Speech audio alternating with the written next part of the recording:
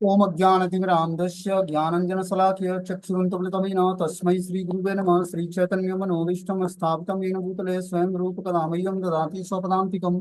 वन्देऽहं श्रीगुरु श्रीयुतपदकमलं श्रीगुरून् वैष्णवाचं श्रीरूपं साग्रजातं सगणरघुनाथान्वितं तं सजीवं साद्वैतं सावधूतं परिजनसहितं कृष्णचैतन्यदेवं श्रीराधाकृष्णपादान् सावनमिता श्रीविशाखान्विताश्च नारायणं नमस्कृत्यं नरं चैव नरोत्तमं देवीं सरस्वतीं व्यासं ततो जयमुदीरयेत्।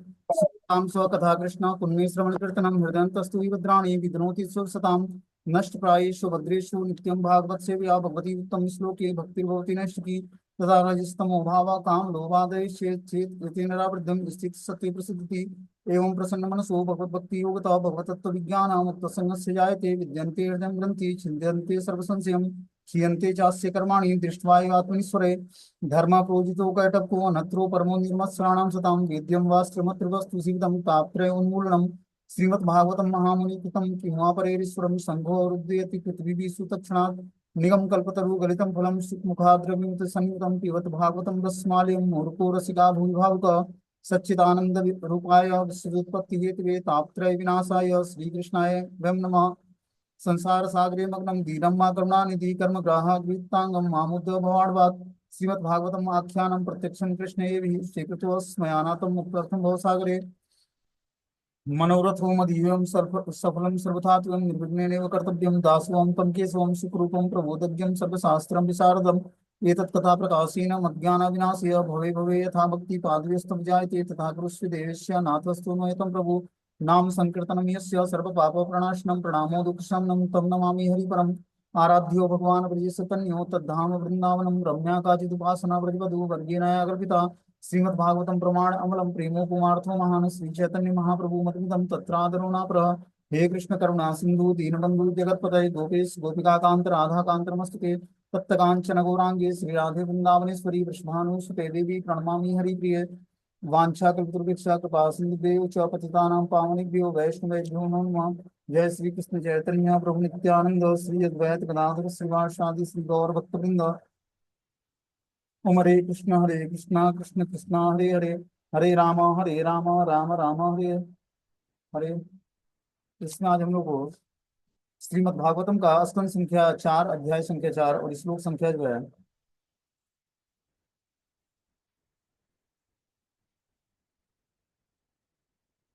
आज 25 नंबर पढ़ना है। बोलते हैं कृत्वा समावानिलो जितासना सोदान उत्थाप्य न चाभि नाभिचक्रवत् स्नेहे हृदय स्थाप्य धियो रसि स्थितम कंठाद भ्रुवो मध्य म निंदिता नयम। सब सबसे उन्होंने अपेक्षित रीति से आसन जमाया और फिर प्राणवायु को ऊपर खींचकर नाभि के निकट संतुलित अवस्था में स्थापित कर दिया। तब प्राणवायु को उत्थापित करके बुद्धिपूर्वक उसे वे हृदय में ले गई और फिर धीरे धीरे श्वास मार्ग से होते हुए क्रमशः दोनों भुवों के मध्य के बीच में ले गई। जो है सती देवी अपना प्राण त्यागने के लिए तैयारी करती हैं, ठीक है ना। तो क्या करती हैं, सबसे पहले उन्होंने अपेक्षित रीति से आसन जमाया।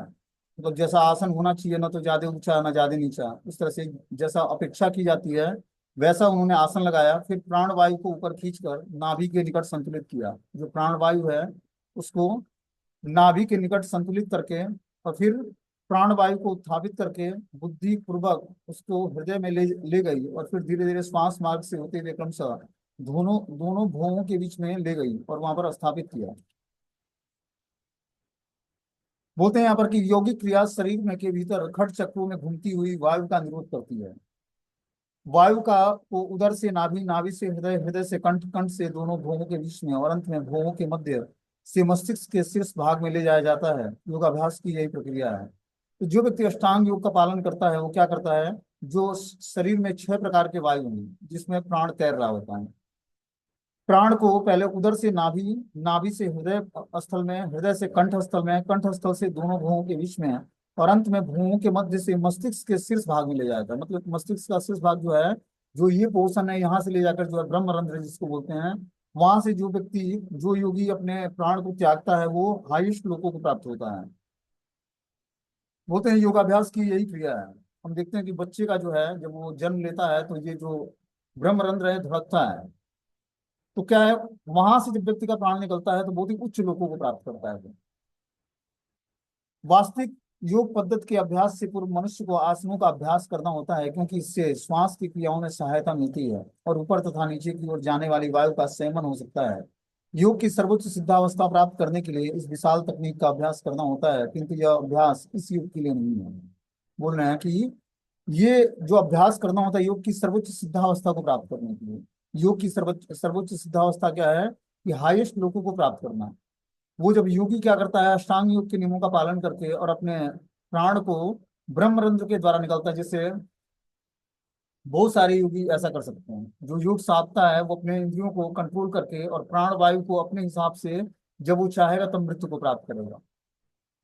ठीक है ना, इच्छा मृत्यु उसको अपने, जब वो चाहेगा तभी उसकी मृत्यु होगी। ऐसा प्राण वायु को रोकने की उसके अंदर शक्ति आ जाती है और प्राण को ब्रह्मरंध्र से निकालकर हाई श्लोकों को प्राप्त होता है। बोलते हैं इस विशाल तकनीकी का अभ्यास करना होता है, किंतु यह अभ्यास इस युग के लिए नहीं है। ये इस युग में संभव नहीं है। इस युग को कोई भी योग में सिद्धि प्राप्त नहीं कर सकता, किंतु कुछ लोग आसनों का अभ्यास करते हैं तो एक तरह से व्यायाम ही है।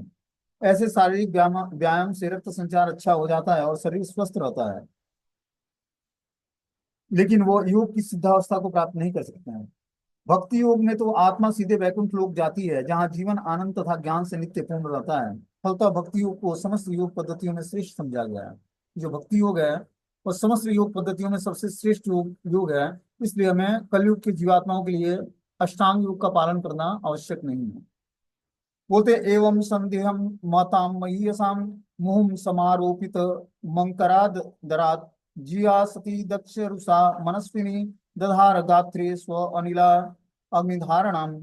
इस प्रकार महर्षियों तथा संतों द्वारा आराध्य भगवान शिव की गोद में जिस शरीर को अत्यंत आदर तथा प्रेम से बैठाया गया था, अपने पिता के प्रति रोष के कारण सती ने अपने उस शरीर का परित्याग करने के लिए अपने शरीर के भीतर अग्निमय वायु का ध्यान करना प्रारंभ कर दिया।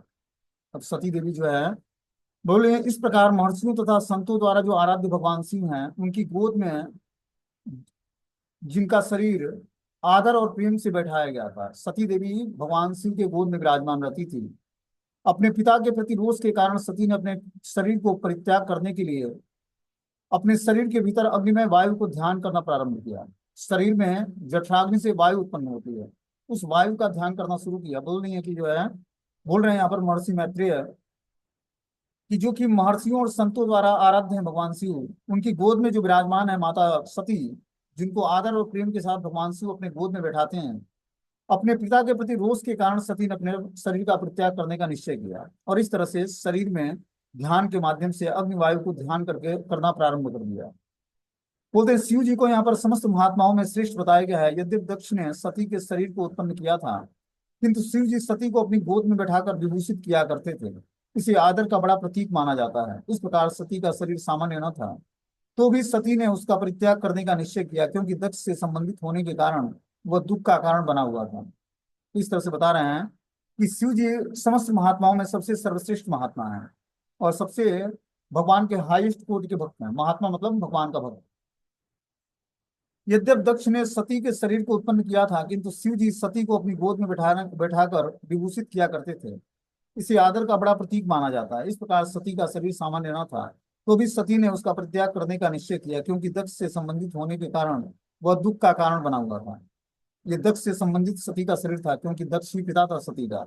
ठीक है ना, इस कारण से ये जो शरीर था उसने परित्याग करने का निश्चय किया, क्योंकि इस शरीर से ही भगवान शिव का उसने, दक्ष ने अपमान किया था और उस शरीर को भी प्रदान किया था जो सती का शरीर था, क्योंकि दक्ष पिता था सती का। इस कारण से उसने शरीर छोड़ने का निश्चय लिया कि जब मैं इतने परम वैष्णव भगवान शिव का जो अनादर करता है व्यक्ति, उससे जो मुझे ये शरीर प्राप्त हुआ है, इस शरीर का परित्याग करना ही हमारे लिए बढ़िया होगा। और इस प्रकार दक्ष से संबंधित होने के कारण ये दुख का कारण बना हुआ है। इस प्रकार सोचते हुए सती देवी जो है अपना शरीर का परित्याग करती हैं। यदि कोई सांसारिक बंधनों से मुक्त होना चाहता है तो उसे महात्माओं की संगति करनी चाहिए। यदि सांसारिकता को बनाए रखना है तो सांसारिक पुरुषों की संगति करनी चाहिए। जीवन की भौतिकतावादी पद्धति विषयी जीवन पर आधारित है। इस प्रकार विषयी जीवन में लिप्त रहना और विषयी लोगों की संगति करना, इन दोनों की वैदिक साहित्य की में भर्त्सना की गई है, क्योंकि ऐसी संगति से आध्यात्मिक उन्नति में अवरोध उत्पन्न होता है। बोलते हैं यहाँ पर कि जो महात्माओं की संगति सांसारिक बंधनों से मुक्त कर देती है व्यक्ति को। यदि सांसारिकता को बनाए रखना है तो सांसारिक पुरुषों की संगति करनी चाहिए। जीवन की भौतिकतावादी पद्धति विषयी जीवन पर आधारित है। जो जीवन की भौतिकतावादी शैली है अपनी, वो क्या है, विषयी जीवन पर आधारित है। इस प्रकार विषयी जीवन में लिप्त रहना, विषयी लोगों की संगति करना, इन दोनों की वैदिक साहित्य में रचना की गई है, क्योंकि ऐसी संगति से आध्यात्मिक उन्नति में अवरोध होता है। तो और जब हमें भक्ति करनी है तो हमें विषयी लोग, मतलब जो भौतिकतावादी व्यक्ति है जिसका बस मात्र एक उद्देश्य है धन कमाना और भोग करना, वैसे लोगों की संगति हम त्यागेंगे, तभी आकर हम भक्ति में आध्यात्मिक उन्नति कर पाएंगे। क्योंकि जैसा संग वैसा ही हमारे ऊपर रंग चढ़ेगा। जब तक हम भगवान की कथाओं को सुनेंगे नहीं, तब तक हमारे अंदर ज्ञान नहीं होगा, और ज्ञान नहीं होगा तो हमारे अंदर जो है आध्यात्मिक शक्ति उत्पन्न नहीं होगी, और आध्यात्मिक शक्ति से ही व्यक्ति के अंदर वैराग्य उत्पन्न होता है। वैराग्य मतलब भौतिक विषयों से, भौतिक व्यक्तियों से धीरे धीरे आपको मन उब जाएगा। आप उनसे बात नहीं करना चाहोगे, या फिर जो है उनसे मिलना मिलाना, या फिर उनको लगेगा, आपको लगेगा कि बस इनके साथ हमें टाइम पास, मतलब जितना आवश्यकता है उतना ही हमें इनका एसोसिएशन करना है, इनके साथ अच्छा ही नहीं लगेगा आपको। बता रहे हैं कि जो व्यक्ति विषयी जीवन में लिप्त रहता है और विषयी लोगों की संगति करता है, उन दोनों के लिए वैदिक साहित्य में रचना की गई है, क्योंकि ऐसी संगति से आध्यात्मिक उन्नति में अवरोध उत्पन्न होता है। जब व्यक्ति ऐसे लोगों का संग करता है जिसका भगवान की भक्ति से कोई लेना देना नहीं है, तो वो क्या करती है, ऐसी संगति उसके आध्यात्मिक उन्नति में अवरोध उत्पन्न करती है। किंतु महापुरुषों तथा भक्तों की संगति करने से आध्यात्मिक स्तर उठता है। सती देवी ने अपना शरीर त्यागने का निश्चय किया, क्योंकि वह उन्हें दक्ष से प्राप्त हुआ था। तो सती देवी ने इसलिए उस शरीर त्यागने का प्रयत्न किया क्योंकि उसके पिता से प्राप्त हुआ था, और दक्ष जो है वैष्णव अपराधी था, भगवान शिव के प्रति अपराध किया था। तो सती को लगा कि ये हमारे पिता के प्रति हमारे पति के प्रति अपराधी है, इसके द्वारा प्रदत्त शरीर को मैं जब त्याग दूंगी, तभी हमारा जो है जीवन सार्थक होगा, क्योंकि मैंने वैष्णव की निंदा सुनी है इस काम से, और इसी दक्ष के द्वारा इस शरीर प्रदान किया गया है, इसलिए मैं उदास रहती हूँ इस शरीर में, क्योंकि ये वैष्णव निंदक के द्वारा हमें शरीर प्रदान किया गया है। इस कारण से सती ने ये शरीर त्यागने का निश्चय लिया। बोलते हैं वे अपने दूसरे शरीर में स्थानांतरित करना चाह रही थी, जिससे कि वे शिव जी की निष्कलुषित संगति कर सके। वस्तुतः यह स्पष्ट है कि अगले जीवन में वह हिमालय की कन्या पार्वती के रूप में जन्म लेगी, तब वे फिर से शिव को पति रूप में स्वीकार करेगी। सती तथा शिव का संबंध सनातन है, यहाँ तक कि शरीर बदलने पर भी उनका संबंध विच्छेद नहीं होता है। तो सती जो थी इस समय दक्ष की पुत्री थी, ठीक है ना। दक्ष की 16 पुत्रियां थी, उसमें सबसे अंतिम कन्या जो है सती थी। अब सती ने देखा कि हमारे पति शिव जी के प्रति अपराध कर रहा है दक्ष, और इसी ने हमें शरीर प्रदान किया है, तो इस शरीर का कोई मतलब नहीं रखने का, क्योंकि इसने ही हमें ये शरीर दिया है, हमारा पिता है इस जीवन में। तो मैं वैष्णव, इसके मुख से मैं वैष्णव का निंदा सुनकर इसको मैं मार तो सकती नहीं, क्योंकि हमारा पिता है ये।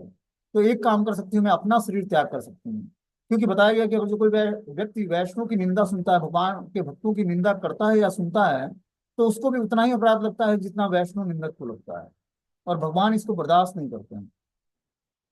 वैसे व्यक्ति को जो निंदा सुनता है उसको या तो उस व्यक्ति की जीवा काट लेनी चाहिए जो वैष्णव निंदा करता है, या वहां से उठकर चले जाना चाहिए, या क्या करना चाहिए, आत्महत्या कर लेना चाहिए। उससे बढ़िया है कि आत्महत्या कर लें कि वैष्णव अपराध के वैष्णव की निंदा सुने, किसी भक्त की निंदा सुने। ऐसा कभी नहीं करना, मतलब बहुत ही घातक है किसी भगवान के भक्त की निंदा सुनना या निंदा करना। भले वो लाख गलतियां करा है, लेकिन आपको राइट्स नहीं बनता है कि आप उसको क्रिटिसाइज करोगे।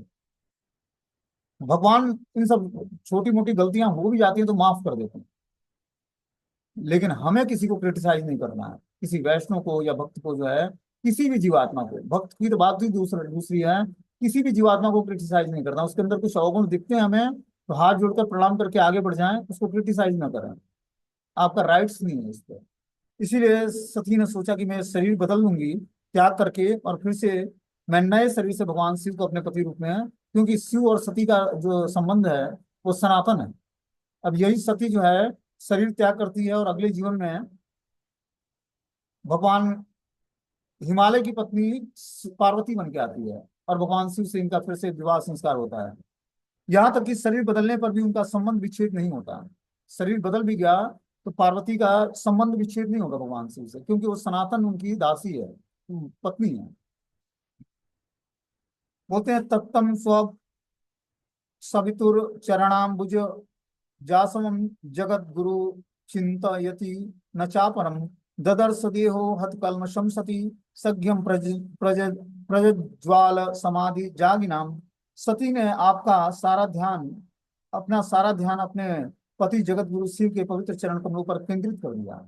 इस तरह सती ने क्या किया, अपने सारे ध्यान को जगतपति जगत गुरु भगवान शिव के पवित्र चरण कमलों पर केंद्रित कर दिया और इस प्रकार वे समस्त पापों से शुद्ध हो गई। उन्होंने अग्निमय तत्वों के ध्यान द्वारा प्रज्वलित अग्नि में अपने शरीर का परित्याग कर दिया। इस तरह से शरीर 5 तत्वों से मिलकर बना है, जिसमें अग्नि भी एक तत्व है। तो जब व्यक्ति अष्टांग योग में सिद्धि प्राप्त कर लेता है तो शरीर के 5 तत्वों को अलग अलग डिवाइडेशन कर सकता है, इतनी उसके पास कैपेसिटी आ जाती है। तो सती ने क्या किया, जिस शरीर से अग्नि मतलब ये 5 तत्वों से बना इस शरीर में अग्नि को प्रज्वलित कर दिया और अग्नि को प्रज्वलित करके उसी अग्नि से अपने शरीर को क्या किया, भस्मसात कर दिया। बोलते हैं सती ने तत्क्षण अपने पति शिव के चरण कमलों का ध्यान किया, जो भौतिक जगत का संचालन करने वाले तीनों देवताओं में से एक हैं। उन्हें चरण कमलों का ध्यान धरते हुए इतना आनंद मिला कि वे अपने शरीर के सारे संबंध भूल गई। अब क्या करती है, जीवन के अंतिम समय में भगवान शिव के चरण कमलों का ध्यान करना शुरू करती है, जो कि भगवान शिव का चरण कमल इस भौतिक संसार से तारने वाला है और आनंद प्रदान करने वाला है। भौतिक जगत का संचालन करने वाले वो तीनों देवों में से एक हैं और उन्हें चरण कमलों का ध्यान धरने से ही इतना आनंद मिलता है कि वे अपने शरीर के सारे संबंध भूल गए। तो भगवान शिव भी मोक्ष प्रदान करते हैं। मोक्ष का मतलब है कि जीवात्मा जान जाता है कि मैं शरीर नहीं आत्मा हूँ। शिव जी की कोई साधारण स्थिति नहीं है, लेकिन हम लोग के आराध्य भगवान श्री कृष्ण हैं, लेकिन शिव जी परम वैष्णव हैं। परम वैष्णव के रूप में हमें प्रॉपर उनको आदर देना चाहिए, प्रॉपर उनको प्रणाम करना चाहिए, रिस्पेक्ट देना चाहिए और उनसे प्रार्थनाएं करना चाहिए कि हमारे मति को भगवान श्री कृष्ण में लगाइए। इसीलिए श्रीमद् भागवतम भगवान के शुद्ध भक्तों का चरित्र वर्णन करता है, जो यहाँ पर भगवान शिव का चरित्र यहाँ पर सुनने को मिल रहा है कि उनके चरण कमलों का ध्यान धरते धरने से ही इतना आनंद मिलता है कि वो अपने शरीर के सारे संबंध भूल गई। यह आनंद निश्चय ही भौतिक था, क्योंकि उन्होंने अपने शरीर के को एक अन्य भौतिक शरीर प्राप्त करने के उद्देश्य से त्यागा था। उस सती का उद्देश्य जो था, क्योंकि सती भगवान शिव की सनातन पत्नी है। अब ये जो सती का शरीर जब त्याग करेगी तो उसको हिमालय की पुत्री बनकर आएगी पार्वती के रूप में और फिर भगवान शिव का वर्ण करेगी। बोल रहे हैं ये उनकी इच्छाएं जो थी, आनंद निश्चय भौतिक आनंद था, क्योंकि वो दूसरा शरीर धारण करनी चाहती थी जो कि भौतिक शरीर था। किंतु एक उदाहरण से हम भक्त के उस आनंद का अनुमान लगा सकते हैं जो अपने मन में भगवान विष्णु या कृष्ण के चरण कमलों में ध्यान केंद्रित करके प्राप्त करता है। इधर भौतिक संसार में जो है, सॉरी, पार्वती माता भगवान सती माता जो है भगवान शिव के चरण कमलों का ध्यान करते हुए शरीर का त्याग करके और फिर से जो है एक भौतिक शरीर प्राप्त करना चाहती हैं, जिसमें फिर से वो शिव की अर्धांगिनी बन सके। दूसरी तरफ बता रहे हैं कि जो है भगवान के चरण कमलों का केवल बस ध्यान कोई लगा ले तो दिव्य आनंद मिलता है उसको, किंतु मनुष्य ईश्वर के दिव्य रूप के अतिरिक्त सब कुछ भूल सकता है यदि योग की समाधि की सिद्धि है। कि व्यक्ति जब भगवान के चरण कमलों का ध्यान करता है तो वो सब संसार भूल जाता है और यही योग की समाधि की परम सिद्धि है। भक्ति का अल्टीमेटली गोल क्या है कि भगवान के चरण कमलों के प्रति हमारी प्रीति जागृत हो जाए। ठीक है ना। चरण कमलों का ध्यान करते हुए हमें भगवान का नाम का जप करना चाहिए। चरण कमलों में भगवान के 19 चिन्ह हैं। 19 चिन्हों का ध्यान करते हुए हमें, जब 19 चिन्हों का हम अलग अलग ध्यान करेंगे तो 19 चिन्ह हमारे बहुत सारे अनर्थों को नष्ट कर देते हैं। ठीक है ना। तो जब जीवात्मा भगवान के चरण कमलों का ध्यान करते हुए और क्या करता है, भगवान का नाम भजन करता है, तो धीरे धीरे उसके अंदर पाप करने की सारी टेंडेंसी, नेचर जो है समाप्त हो जाता है और धीरे धीरे भगवान के चरण कमल एक ऐसी नौका है जो इस भौतिक संसार से हमें उबार ले जाएगी। ठीक है ना। लेकिन भगवान शिव के चरण कमलों का ध्यान करते हुए जब सती ने शरीर का त्याग किया तो उसके अंदर भौतिक इच्छा थी कि मुझे फिर से एक शरीर धारण करना है और मुझे फिर से शिव जी का वरण करना है। बोलते हैं ऐसे ध्यान से सती समस्त कलमश से मुक्त हो गई। यह कलमश क्या था? यह कलमश दक्ष से प्राप्त देहात्म बुद्धि के रूप में था, किंतु समाधि में उन्हें यह सब भूल गया। सती ने इसीलिए शरीर त्यागा कि ये शरीर जो है दक्ष के द्वारा प्रदान किया गया है, जो कि एक भगवान शिव के प्रति अपराधी है। इस कारण से मुझे ये शरीर का त्याग करना है। बोलते हैं यह कलमश से दक्ष से प्राप्त देहात्म बुद्धि के रूप में था, किंतु यह समाधि में उन्हें सब कुछ भूल गया। तात्पर्य यह है कि जब मनुष्य इस भौतिक जगत में समस्त शारीरिक संबंधों से मुक्त हो जाता है तो अपने परमेश्वर को मात्र शाश्वत दास मान लेता है। और तो यह समझना चाहिए कि समाधि की प्रज्वलित अग्नि से भौतिक आसक्ति के सारे कलमश जल गए। बता रहे हैं कि जब भौतिक जगत में समस्त शारीरिक संबंधों से मुक्त हो जाता है जब व्यक्ति, तब वो परमेश्वर का शाश्वत दास अपने को जानता है कि मैं भगवान का शाश्वत दास हूँ और कृष्ण हमारे आराध्य स्वामी हैं। ये तभी संबंध पता लगेगा जब हम शारीरिक धरातल से ऊपर उठेंगे और आध्यात्म के धरातल पर अपनी चेतना को स्थिर करेंगे। अध्यात्म के धरातल पर चेतना स्थिर कैसे होगी? जो हम अपने पांचों ज्ञान इंद्रियों को भगवान की दिव्य सेवा में लगाएंगे। पांच ज्ञान इंद्रियां कौन कौन है? तो जीवा, आंख, नाक, कान, त्वचा और घ्राण इंद्रियां। तो जब हम पांचों ज्ञान इंद्रियों को भगवान की दिव्य सेवा में लगाते हैं, जब हम नेत्र से भगवान के सुंदर स्वरूप का दर्शन करते हैं, कानों से भगवान श्री कृष्ण की कथाओं का श्रवण करते हैं, जीवा से भगवान का नाम जप करते हैं, प्रसाद खाते हैं, घ्राणेंद्रियों से भगवान को ऑफरिंग किया हुआ फूल या इत्र सूंघते हैं, और त्वचा से भगवान के सिद्ध ग्रहों की या भगवान के सिद्ध भक्तों की सेवा करते हैं, तो ये पांचों ज्ञानेंद्रियां पवित्र हो जाती हैं। पांच ज्ञानेंद्रियों के पवित्र होने से हमारा मन पवित्र होता है, मन के पवित्र होने से हमारी बुद्धि पवित्र होती है, और मन और बुद्धि और ज्ञानेंद्रियों के पवित्र होने से हमारा आत्मा का वास्तविक स्वरूप हमारे सामने प्रकट होता है कि मैं नित्य ही भगवान श्री कृष्ण का दास हूँ। ऐसे ही जीवात्मा भगवान की दासता स्वीकार नहीं करता है। जब उसकी इंद्रियां शुद्ध हो जाती हैं, मन पवित्र हो जाता है और आत्मा पवित्र, क्योंकि आत्मा जो है मन और बुद्धि के द्वारा कवरित होती है। जब वो नया शरीर धारण करती है तो ये आत्मा मन, बुद्धि और अहंकार को लेकर नए शरीर में प्रवेश कर जाती है। ये मनुष्य जीवन इसलिए मिला है कि हम अपने जो आत्मा का कवर किया हुआ मन और बुद्धि है, उस मन और बुद्धि को इंद्रियों के माध्यम से शुद्ध करके और आत्मा के वास्तविक प्रकाश में, वास्तविक स्वरूप में स्थिर हो जाए।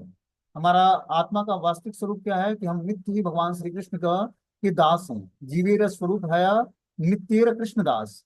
जीव का वास्तविक स्वरूप क्या है? कि वो नित्य भगवान श्री कृष्ण का दास है। इस तरह से हम जब भगवान की दासता स्वीकार करते हैं, जब मन और बुद्धि हमारा पवित्र हो जाता है। मन बुद्धि कैसे पवित्र होगा? जब इंद्रियों को भगवान की सेवा में लगाएंगे। इंद्रियों में सबसे तीव्र और तेजस्वी इंद्रिय क्या है? जीवा है। जब हम जीवा से भगवान के नाम का जप करते हैं तब क्या होता है? चेतो दर्पण मार्जनम भव महादावाग्निर्वापणम श्रेयो कैरो चंद्रिका वितरणम विद्यावधु जीवनम आनंदाम बुद्धिवर्धनम प्रतिपदम पूर्णामृत आस्वादनम सर्वात्मनम परम विजयते श्री कृष्ण संकीर्तनम। जब हम श्री कृष्ण संकीर्तन करते हैं तो क्या होता है? चेतो दर्पण मार्जनम, चित्त का दर्पण साफ होता है। चित्त मतलब जो हृदय है हमारा, वो महामंत्र क्या करता है? साफ करता है। और भव महादावाग्निर्वापणम, जो भव अग्नि लगी है, भौतिक भोग की जो वासनाएं हैं हृदय में, वो क्या होती है? जलने लगती है, समाप्त होने लगती है। तब उसमें क्या होता है? श्रेयो कैरो चंद्रिका वितरणम, वो शीतलता को प्राप्त होती है। और यही विद्या रूपी वधु का जीवन है कि हमारा हृदय जो है सुशीतल हो जाए, राधा कृष्ण के निवास का स्थान बन जाए। और इस तरह से आनंदाम बुद्धिवर्धनम प्रतिपदम, अब वो आनंद और बुद्धि का वर्धन होने लगता है। कैसे? प्रतिपदम, एक एक पद पर, एक एक नाम पर, भगवान के हरि के नाम पर क्या होता है? हमारे प्रतिपदम पूर्णामृत आस्वादनम, एक एक नाम जो है क्या करता है? हमारे हृदय को स्वच्छ कर देता है और आनंद और बुद्धि का वर्धन करने लगता है। और इस तरह से आनंदाम बुद्धिवर्धनम प्रतिपदम पूर्ण अमृत आस्वादनम, उसको पूर्ण अमृत का आस्वादन होता है। ये नाम बहुत ही टेस्टी लगता है उसको, मिश्री जैसा मीठा है भगवान का नाम। अभी नहीं लगेगा। जब तक जीवा में अविद्या की बीमारी है तब तक भगवान का नाम मीठा नहीं लगेगा। लेकिन जब अविद्या की बीमारी समाप्त हो जाएगी, भौतिक रोग समाप्त हो जाएगा, तो इसमें टेस्ट आने लगेगा, रुचि आने लगेगी।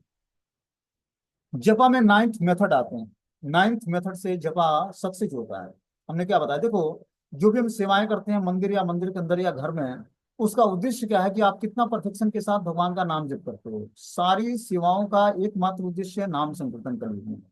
जो भी आप सेवाएं करते हो, आपकी नाम में कितनी रुचि जागृत हुई भगवत नाम में, ये इसी पर सारी सेवाओं का डिपेंडेंसी है। कि हम जो भी सेवाएं करते हैं, वो अल्टीमेटली गोल क्या है? कि नाम में प्रीति जागृत हो जाना भगवान को। इसीलिए श्रद्धा, साधु संग, भजन क्रिया, अनर्थ निवृत्ति, रुचि, आसक्ति, भाव और प्रेम, ये नाइन्थ स्टेज जपा में आते हैं। श्रद्धा, साधु संग, भजन क्रिया। श्रद्धा, पहले आपने किसी आचार्य या गुरु या वैष्णव के मुख से हरि नाम सुना, आपको दीक्षा प्रदान किया उन्होंने, श्रद्धा जागृत हुई अपने गुरु पर। आपने नाम जप करना शुरू कर दिया, साधुओं का संग किया, भक्तों का संग किया, उनके संग में नाम जप करना शुरू कर दिया, तो श्रद्धा, फिर साधु संग, फिर भजन क्रिया शुरू कर दिया, तो अनर्थ निवृत्ति होने लगेगी। जैसे ही अनर्थ 50% निवृत्त हो जाएगा, आप अब दृढ़ हो जाओगे। अब आपको लगेगा कि मुझे अब नाम जप करना है, जो भी हमें गुरु का वचन है वो हमें दृढ़ता से पालन करना है। इसका मतलब आपका 50% अनर्थ जो है नष्ट हो गया। अब आप दृढ़ बन जाओगे भक्ति में।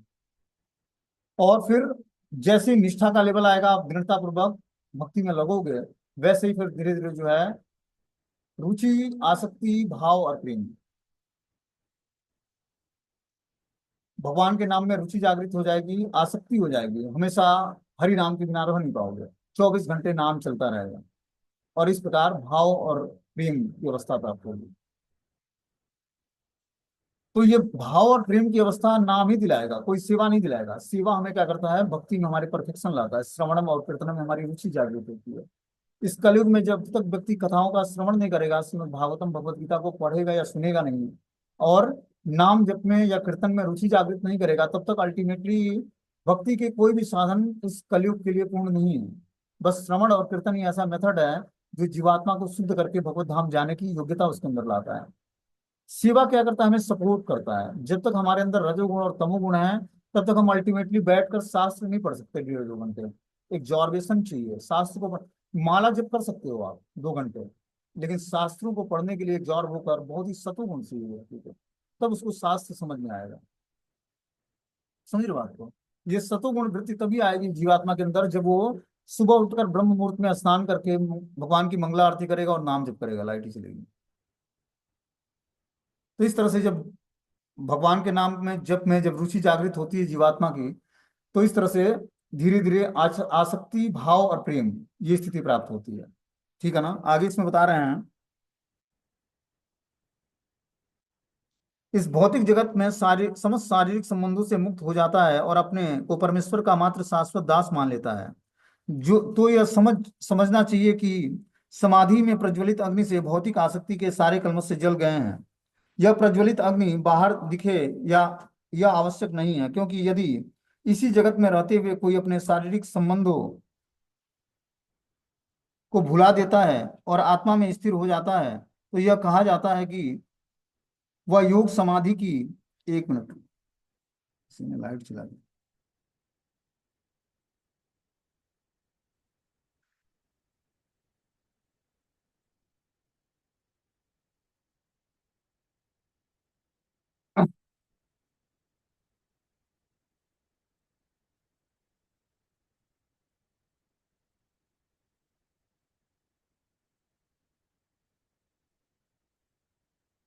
बोलते हैं इस भौतिक जगत में समस्त शारीरिक संबंधों से मुक्त हो जाता है और अपने को परमेश्वर का मात्र शाश्वत दास मान लेता है। जो यह समझना चाहिए कि समाधि की प्रज्वलित अग्नि से भौतिक आसक्तियों के सारे कल्मश से जल जाते हैं। जब हम दृढ़ता पूर्वक भगवान के नाम का जप करेंगे, तो धीरे धीरे सारे जो हमारी आसक्तियां हैं, उस आसक्तियों के कल्मश से हम मुक्त हो जाएंगे।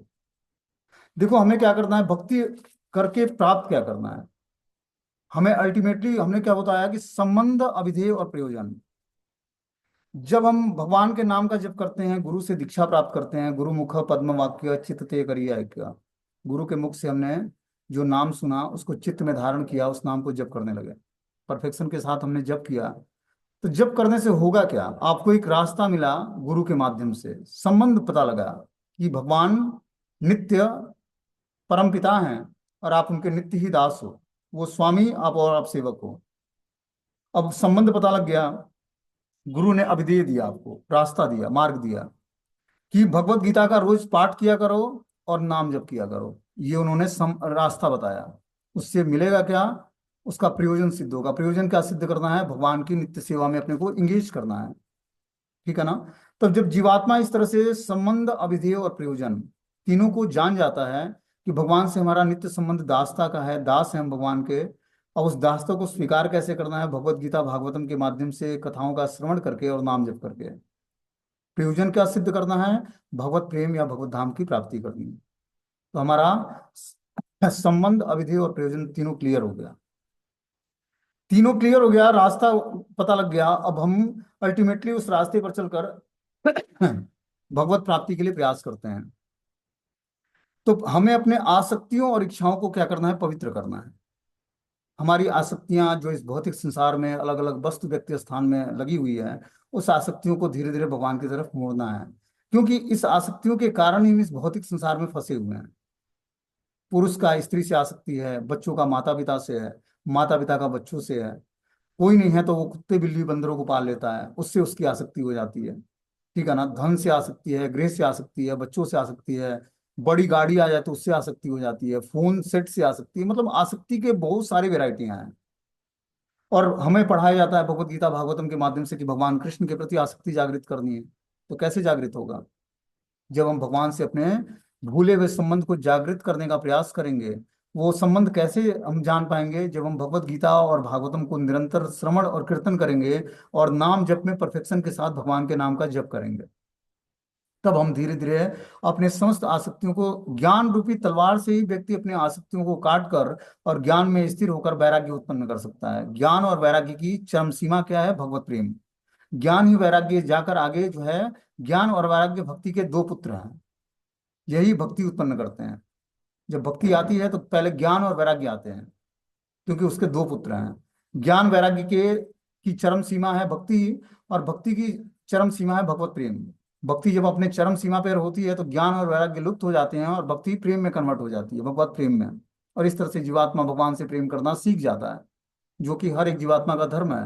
भक्ति का अल्टीमेटली गोल क्या है? भगवत प्रेम को प्राप्त करना, भगवत धाम को प्राप्त करना, भगवान की प्रेममय सेवा प्राप्त कर लेना। तो इस तरह से बता रहे हैं कि जब व्यक्ति अपनी शारीरिक संबंधों को भुला देता है और आत्मा में स्थिर हो जाता है, तो यह कहा जाता है कि वो योग समाधि की प्रज्वलित अग्नि द्वारा समस्त भौतिक कलमशों से मुक्त हो गया है। योग की सर्वोच्च सिद्धि यही है।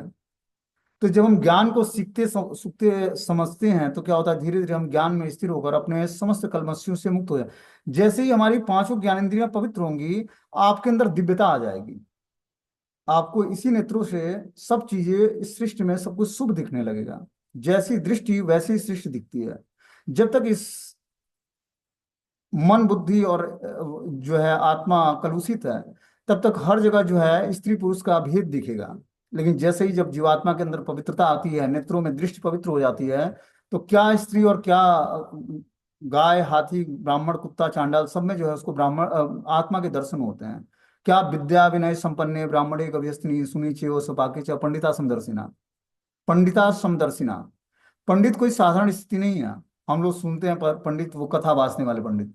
पंडित भगवत गीता में बता रहे हैं कि जो है विद्या विनय से संपन्न है, वो ब्राह्मण गाय हाथी कुत्ता चांडाल सब में जो है भगवान को परमात्मा रूप में दर्शन करता है। और इस तरह से जीवात्मा भगवान की शरण ग्रहण करके सब जीवात्मा में भगवान का प्रेजेंस देखकर किसी के प्रति अपराध नहीं करता है।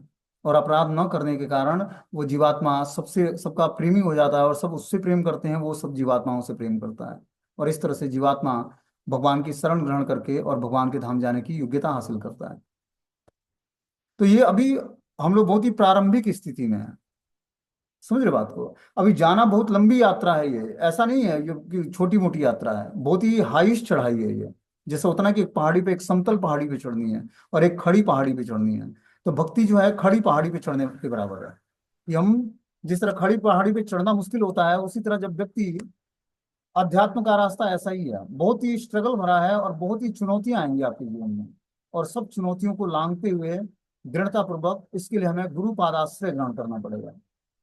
गुरु पादाश्रय कैसे ग्रहण करते हैं? जो हमें गुरु के द्वारा आदेश मिला है, उस आदेश का जब हम दृढ़ता पूर्वक पालन करते हैं, तो हमें गुरु का आदेश एक सुदृढ़ नौका है हमारे लिए, जो भगवान के चरण कमलों के प्रति आकर्षण बढ़ाता है। ठीक है ना?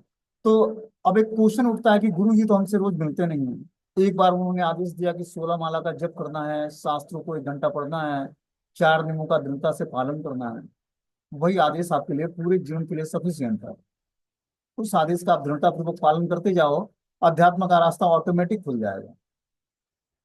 हाँ, वो आप परफेक्शन के साथ करते हो तो गुरु जी से और भी आदेश ले सकते हो कि गुरुदेव या गुरु महाराज हमें कुछ और आदेश दीजिए जो मैं और अच्छे तरीके से पालन कर सकूं, या और अच्छे तरीके से गुरु परंपरा को प्रसन्न करने के लिए कुछ सेवा कर सकूं। तो वो बताते हैं, उसके अनुसार सेवा कर सकते हैं।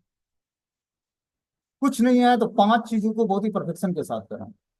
पहला है नाम संकीर्तन, श्रीमद् भागवतम श्रवण, श्री विग्रहों की सेवा, धाम वास, और डिवोटी एसोसिएशन। 5 एक्टिविटी करने से हम बहुत जल्दी पवित्र हों। 64 में से 5 अंग जो है महाप्रभु चैतन्य देव ने बहुत इंपॉर्टेंट बताया है। उस 5 अंकों में से सबसे एक अंग और ज्यादा इंपॉर्टेंट बताया है, वो है नाम संकीर्तन। अब धाम वास हम कैसे कर सकते हैं? अपने घर में भगवान के श्री विग्रहों को स्थापित करें और अष्टयाम भगवान की सेवा करें। 8 प्रहर भगवान को भोग आरती करें। और जब भगवान सोए हैं तो मानसिक रूप से आपको नहीं सोना है। भगवान सो गए 10 बजे घर में, अब आपको जो है देखो, वृंदावन में जो उपासनाएं होती हैं उसमें व्यक्ति जो है अष्टयाम सेवा करता है भगवान। 8 प्रहर भगवान को भोग आरती लगती है। 8 प्रहर, 3 घंटे का एक प्रहर होता है और 24 घंटे में 8 प्रहर होते हैं, और अष्टयाम भगवान की सेवा होती है। समझ रहे बात है? क्योंकि भगवान यहाँ पर सोते नहीं है। भगवान कब सोते हैं? जब सूर्य उदय हो जाता है उसके कुछ देर बाद, 3 बज के 36 मिनट पे भगवान जगते हैं। कौन? गोपाल।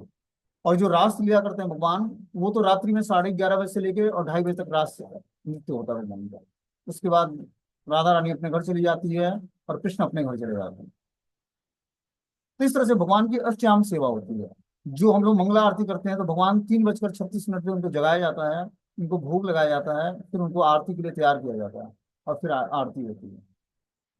तो हम लोग भी धीरे धीरे जैसे जैसे राधा कृष्ण के प्रति आकर्षण बढ़ाने के लिए हमें पहले प्रारंभिक अवस्था से भगवान श्री गौर और नित्यानंद प्रभु की शरण ग्रहण करनी पड़ेगी।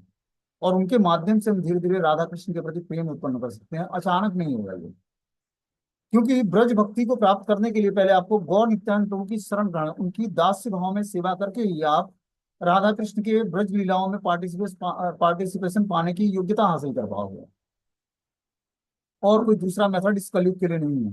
कलयुग के लिए एक ही मेथड है कि हम गौर नित्यानंद भगवान के श्री चरणों का आश्रय लेकर ही भगवान के प्रति, राधा कृष्ण के प्रति आकर्षण उत्पन्न कर सकते हैं। और कोई दूसरा मेथड शास्त्र नहीं बताता है कलयुग के जीवों के लिए। तो हमें क्या करना पड़ेगा? भगवान गौरांग निताई की चरण कमलों की का आश्रय लेना पड़ेगा। उनका आश्रय कैसे लेंगे हम? जब हम पंच तत्व मंत्र का उच्चारण करेंगे और साथ में महामंत्र का जाप करेंगे। जब जब मन भटके तब उस पंच तत्वों से प्रेयर करें, गुरु परंपरा से प्रेयर करें, गोस्वामी से प्रेयर करें, अपने आचार्यों से प्रेयर करें। और इस तरह से बार बार नाम को जीवा से उच्चारण करते हुए श्रवण करके और परफेक्शन के साथ नाम जप करेंगे, भगवान चैतन्य और नित्यानंद प्रभु की कृपा होगी। क्योंकि नाम का दान उन्होंने ही दिया इस कलयुग के जीवात्माओं को। ठीक है ना? तो नाम जप करके संकीर्तन के द्वारा ही हम चैतन्य और नित्यानंद प्रभु की शरण ग्रहण करके धीरे धीरे कलयुग में रास लीलाओं में पार्टिसिपेट पाना जीवात्मा के लिए बस का नहीं है। संकीर्तन करके उसके अंदर योग्यता आएगी कि वो रास लीलाओं में पार्टिसिपेशन पाने की योग्यता आ जाएगी उसके अंदर। ठीक है ना? क्योंकि हम बद्ध जीवाओं के अंदर अभी काम को लोभ मत मात्सर्य के इतने वेग हैं कि भगवान की रास लीला जैसी पवित्र कथा को हम लोग भौतिकतावादी एक स्त्री पुरुष का की लीलाओं से संबंधित समझ लेंगे। इसलिए हम लोग के लिए क्या सबसे सुटेबल है कि हम भगवान श्री गौर नित्यानंद प्रभु की शरण ग्रहण करके और संकीर्तन से जुड़ें, संकीर्तन करें परफेक्शन के साथ, और उनकी कथाओं का श्रवण करें। इस तरह से जब हम करेंगे श्रवण और कीर्तन, और उसके बाद भक्तों की सेवा, भगवान की तदीय वस्तु की सेवा, गंगा, यमुना, तुलसी, धाम, श्री विग्रह, वैष्णव, ब्राह्मण, गाय, तुलसी, ये सब भगवान की तदीय वस्तु हैं। उनकी सेवा करें और साथ में श्रवण और कीर्तन करें। तब जाकर हम धीरे धीरे शुद्ध होंगे और भगवान की, राधा कृष्ण की उपासना का हमें मेथड मिलेगा और ब्रज भक्ति के अनुकूल हम धीरे धीरे तैयार हो पाएंगे। ठीक है? हरे कृष्णा। तो ये मीटिंग क्लोज